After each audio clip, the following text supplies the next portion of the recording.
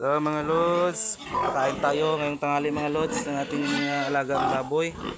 Ito mga lods, sa inahin kong mayroong anak na 10.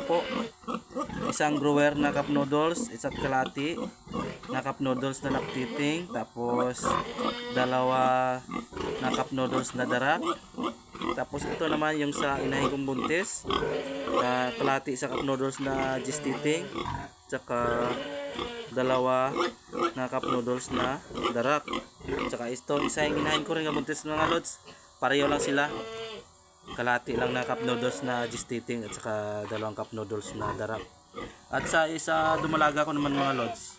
Ito, pinapakain ko bali dalawang cup noodles na grower saka kalati na darak. Yan mga lods. Yan lang ginapakain ko dito mga lods. At saka yan, punuin lang yan ng tubig mga lods.